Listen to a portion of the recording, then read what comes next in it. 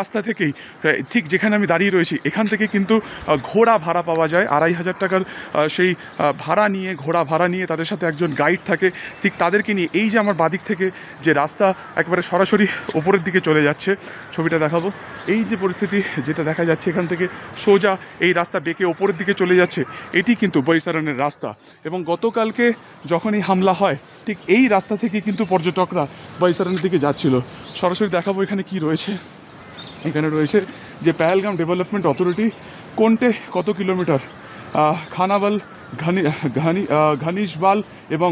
লাড়িপোড়া সবটাই কিন্তু এখান থেকে শুরু হচ্ছে এবং ঠিক এই রাস্তা থেকেই কিন্তু যাচ্ছে বৈসারণের রাস্তা ঠিক গতকালকে দুপুরের পর যারা পেহেলগাম এসেছিলেন ঠিক মিনি সুইজারল্যান্ড বা এই যে বৈসারণ সেখানে তারা যাত্রা শুরু করেছিলেন এখান থেকে এবং সম্ভবত তারা জানতেন না তাদের জন্য কি অপেক্ষা করছে সেখানে তারা যান এবং যারা যেটা পুলিশ সূত্রে বা জেকে পুলিশ সূত্র বা জম্মু কাশ্মীর পুলিশ সূত্রে যেটা আমরা জানতে পারছি যে সেখানে তাদের যখন তারা সেখানে হর্স রাইডিং করছিলেন সেখানে যখন তারা ঘুরে বেড়াচ্ছিলেন তখনই কিন্তু জঙ্গিরা আসেন জঙ্গল থেকে বেরোন তাদের পুলিশের উর্দি ছিল হাতে ছিল আগ্নেয়াস্ত্র স্বাভাবিকভাবে পর্যটকরা তাদেরকে দেখে বুঝতে পারেননি তার কারণ তারা ভেবেছিলেন যে নিরাপত্তার জন্যই তাদের কাছে আসছে সেই সমস্ত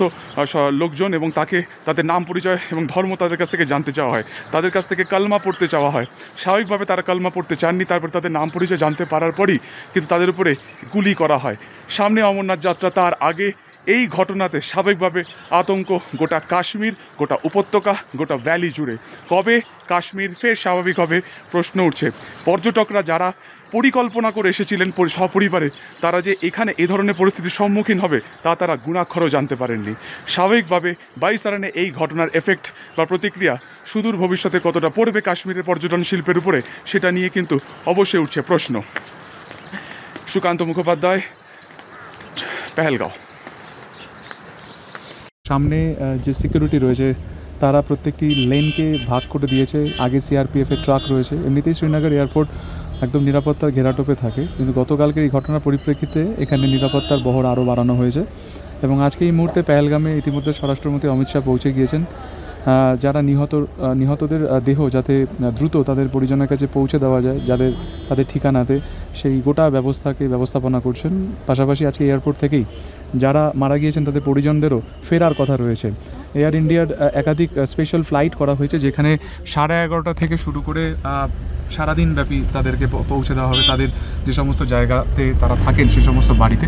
এবং দেখা যাচ্ছে আগে সিকিউরিটি চেক তারা রয়েছেন এখানে একেবারে সিকিউরিটি পার্সোনাল চেক করছেন প্রত্যেকটি গাড়িকে এবং সেই মোতাবেকই কিন্তু এক এক করে তাদের প্রত্যেককে ছাড়া হচ্ছে ভেতরে এবং গোটা শ্রীনগর চত্বর জুড়ে বলা যেতে পারে যে আজকে অলিখিত কারফিউ জারি করা হয়েছে রাস্তাঘাট শুনশান ন্যাশনাল হাইওয়ে 44 যেখান থেকে অমিত শাহের কনভয় গিয়েছে